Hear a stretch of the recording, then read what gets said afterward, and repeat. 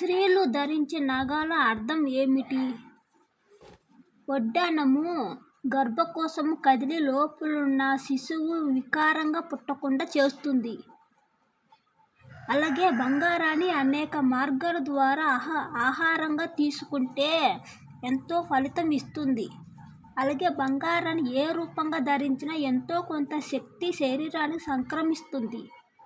ముక్కెర దీన్ని ధరించటం వల్ల మాట్లాడేటప్పుడు పై పెదవికి తగిలి వీలైనంత తక్కువ మాట్లాడమని చెబుతుంది. ముక్కెర ధరించటం వల్ల ముక్కు కొండపై ఏదో విధంగా దృష్టి ఉంటుంది. అలా దృష్టి ఉండటం ధ్యానంలో ఒక భాగం. అలాగే భార్యాభర్తలు కలుసుకున్న సమయాల్లో స్త్రీ వదిలిన గాలి పురుషునికి అనారోగ్యం. అలాంటి చెడు శ్వాస కలిగిన గాలిని బంగారు ముక్కెర పవిత్రం చేస్తుంది.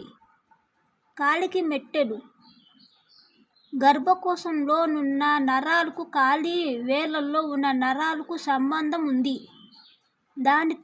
దాంతోపాటు స్త్రీ కామాన్ని అదుపులో ఉంచుకోవాలంటే కాలి వేళ్ళకి రాపిడి ఉండాలి. నేలను తాకరాదు. కామాన్ని పెంచే నరాలు కుడికాలి వేళ్లలో ఉన్నాయి.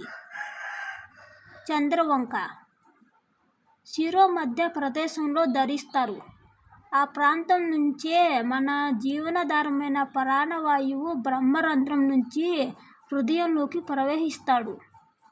అందుకే ఆ భాగాన్ని కప్పి ఉంచుతారు. కంఠానికి వేసుకునే హారాలు హృదయంలో పరమాత్ముడున్నాడు. ఆ విషయాన్ని గుర్తించమని చెబుతూ ధరించటం. తెలిసి తెలియక చేసిన పాపాలను కూడా బంగారం పోగొడుతుంది.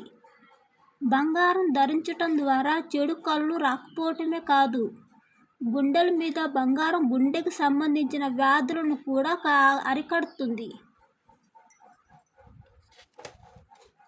అలంకారానికి పెట్టుకునే వస్తువులే అవసరానికి ఆదుకుంటాయి. పూర్వం రాజులు చక్రవర్తులు అతి సన్నని బంగారు రేకులు చేయించుకొని వేడి అన్నంలో మీద వేసేవారు. వెంటనే బంగారు రేకు కరిగి అన్నంలో కలిసిపోయేది. అలా వారు బంగారాన్ని ఆహారంగా తీసుకునేవారు.